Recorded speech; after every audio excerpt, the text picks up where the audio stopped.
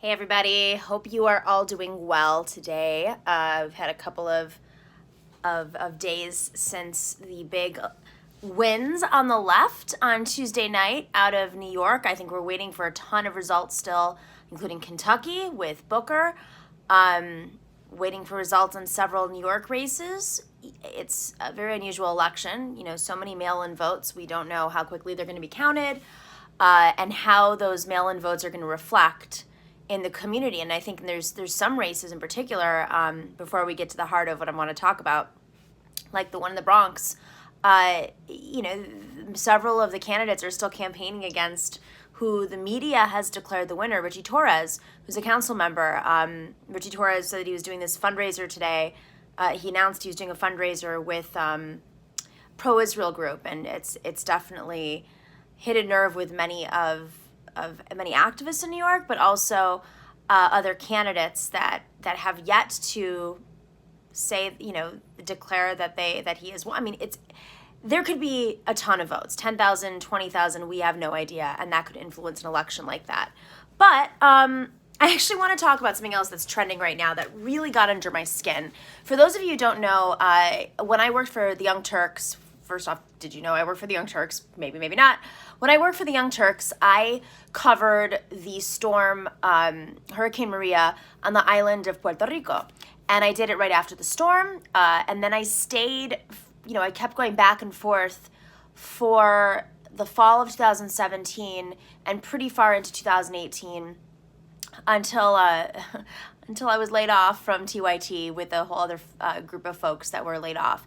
But we spent a ton of time there, documented hundreds of hours of reporting, and it started, and much of it aired, much of it did not air, and hopefully, someday we'll be able to get that out there in a narrative form. But what was eye-opening to me, in the beginning it was about the storm, and then it became about poquito. I studied in Monterrey in Mexico in 2004. So what became very apparent to me when I was down there was just how much of the story, how much of how the response to the storm was worsened by the fact that this is an island that is still treated like a colony.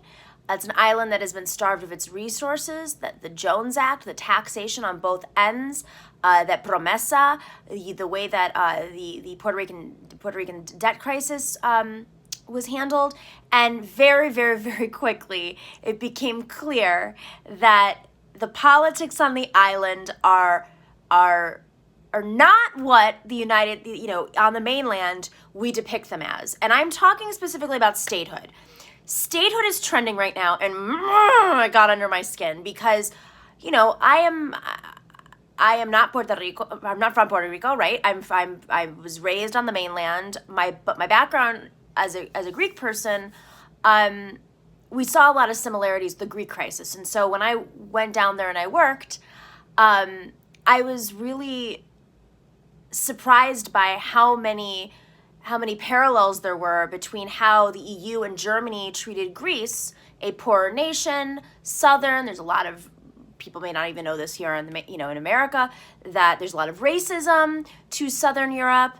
There's a reason why all the Southern Europe countries went out of money and were treated a certain way, and Germany really played an extra role on that. Not to mention there might be some leftover issues with how World War II went. I'm just going to leave that there. Okay, that's for another day. We'll talk about that another day. But on the island, there's a very different perspective on statehood than it is on the mainland. We're not talking about halfway around the world. We're not talking about the Philippines, another colonial, the legacy of colonialism. We are talking about Puerto Rico, where we have so many have come to New York in particular, where I live, and, being around Puerto Rico, the Puerto Rican Day Festival parade, the community, the activism, and how little we knew or know in the U.S.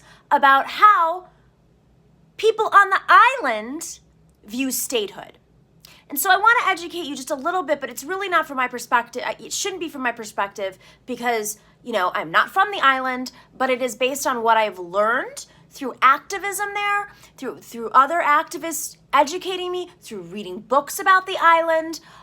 There's a fantastic book. I recommend it to everybody, whether or not this is your issue or not. It is just one of the most beautifully written books I have read in the last 5 years, and it's called The War Against All Puerto Ricans.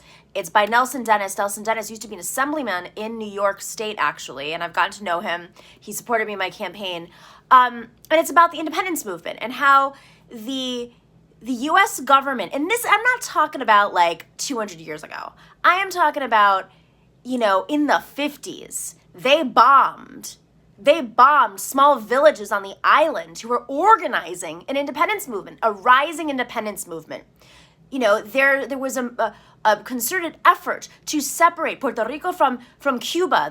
There's a wing, like there were supposed to be two ends of the wing. If you look at their flags, they're switched because they didn't want a unified Spanish-speaking, unified Spanish-speaking islands organizing against the colonial government, because the way that the U.S. government saw the island was its military power. The locations before the Panama Canal, remember? The location of the island was perfect to defend the Americas, the United States, right, from invaders. And so the island became a tool. The island also produced, had farms, producing bananas and coffee, the best coffee in the world, in my opinion, everywhere I went, whether it was a mom and pop shop or honestly even a Burger King, which was crazy to me, like it was so good, but the coffee was from the island. Best coffee in the world. And I have had coffee from all over the world, in the Caribbean, from the Caribbean, locally sourced, and it was amazing. But they had produced so much, and the U.S. government stripped the land from the owners. This is under colonial rule after it became a U.S. territory. So remember that we took the island from Spanish rule to U.S. rule, and now it is a territory, but it is actually a colony. And so I hear this conversation about statehood. The problem is that statehood is a right-wing concept on the island. Now, it gets really confusing here, and I don't want to go down a rabbit hole of the political parties on the island because it's very confusing for folks, but there are multiple parties, and they don't necessarily reflect the Democrat or the Republican Party. The governor of, let's put this in perspective, just last year, the governor of Puerto Rico had to step down because thousands of people were taking to the streets. They did it multiple times because he was putting austerity on the people. His father had been a governor as well of the island, so he was a child of a former governor. He had pushed for austerity, especially with education, shut down hundreds of schools, and put someone in charge who worked very closely with Betsy DeVos, who's from the mainland. So, yes, I do support independence. And he put this woman in charge who was right-wing, and her job was to go around and privatize these schools, shut them down, starve them of resources, and the excuse was at the time, well, so many people are fleeing the island because of the storm. So the island of Puerto Rico has always been a test case for privatization efforts, for racism.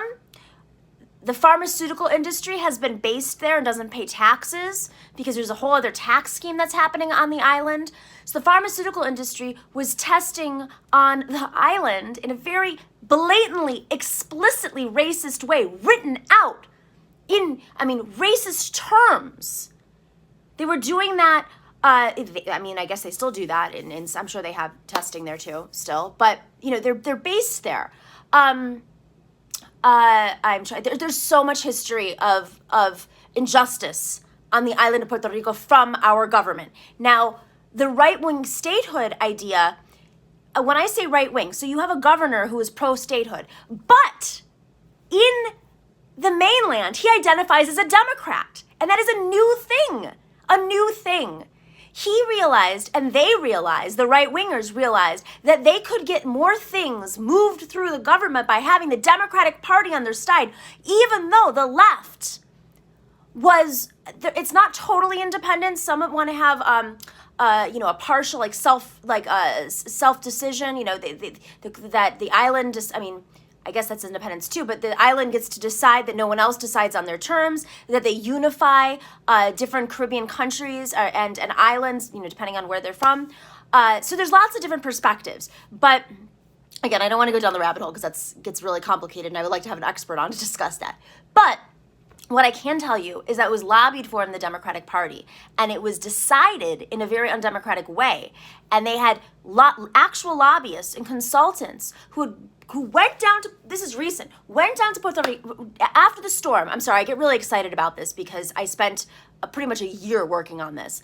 They went down to the island after the storm and before and started a privatization effort. And they started buying up real estate, distressed assets, and working with venture capitalists and billionaires and hedge funds to take up all the assets that were on the island, creating a billionaire's paradise. These were consultants that also work with the Democratic Party, also right-wing consultants. So they work with Republicans, they worked with the state, of the government of Puerto Rico, and then they lobbied their way into the DNC, and they are aligned with a very right-wing side of the Democratic Party. And when I say Democratic Party, I mean like the membership of the Democratic Party. And so they lobbied through a committee that was not elected, that was appointed by Tom Perez, to make statehood something that is part of the actual DNC now. And that happened because the way that Tom Perez got elected was with the Puerto Rican delegation. Now, roll back a little bit further, there's been a big coup in Puerto Rican politics with the Democratic Party, the mainland Democratic Party, because they still have organizing on the island. Gets confusing, but it's mainly for presidential reasons. The Democratic Party members, the DNC members from Puerto Rico, actually were not elected. There was a coup. And so people are frustrated because there are actually right-wing interests that are now members of the DNC, but they're considered right-wing on the island. So the leftists on the island are not being represented in the DNC. Now, keep in mind the member of Congress, right, the representative, more or less, that represents the island is an actual Republican. So, anyways, this governor, he ends up having to step down. Insanity, just total insanity that this is all happening. And his official stance was statehood, because it's the positioning on whether the island should be a state, independent or not, is really the official positioning of the parties that are on the island. Remember, they cannot vote. They can only vote in the primaries, but they cannot vote in the general election, and they cannot vote in Congress. It's not an actual vote. So even though there's a representative who's standing, who can make cases and just like the Virgin Islands and Washington, D.C. Now, I think for those of us who are on the mainland, we have to be very careful about how we express statehood.